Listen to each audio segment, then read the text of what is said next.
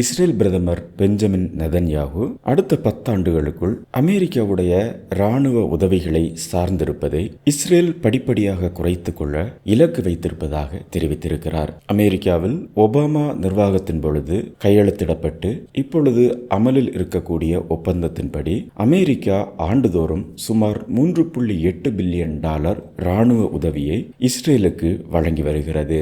இந்த ஒப்பந்தம் 2028 ஆண்டு வரைக்கும் நீடிக்கும் நிலையில் அதன் பிறகு இஸ்ரேல் தன்னுடைய சொந்த இராணுவ வலிமையை மேம்படுத்தி முழுமையான தற்சார்பு அடைய திட்டமிட்டுள்ளதாக நெதன்யாகு முடிவெடுத்திருக்கிறார். அடுத்த 10 ஆண்டுகளில் அமெரிக்காவுடைய உதவியை சார்ந்திருப்பதை இஸ்ரேல் படிப்படியாக குறைத்துக் கொள்ள விரும்புவதாகவும் இதன் காரணமாக இரு நாடுகளுக்கும் இடையிலான பல தசாப்த கால உறவுகள் மறுவடிவம் பெறக்கூடும் என்று நெதன்யாகு கூறியிருக்கிறார். இதற்கு காரணம் பல அமெரிக்க நட்பு நாடுகள் அமெரிக்காவை சார்ந்திருப்பதை குறைக்க விரும்புகிறது.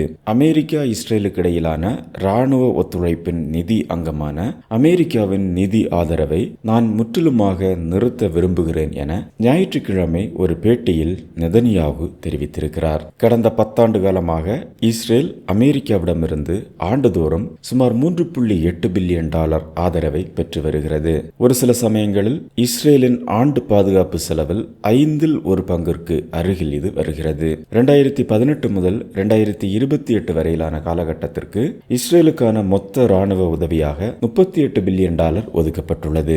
மத்திய கிழக்கு முழுவதும் உள்ள போர் நிறுத்த ஒப்பந்தங்கள் நீடிக்குமா என்பதை பொறுத்து இந்த விஷயங்களை மாற்றியமைக்க முடியும் எனவும் இஸ்ரேலுடைய வேகமாக வளர்ந்து வரக்கூடிய பொருளாதாரம் அந்த வித்தியாசத்தை முழுமையாக ஈடு செய்ய முடியுமா என்பது குறித்தும் கேள்விகள் எழுந்துள்ளன.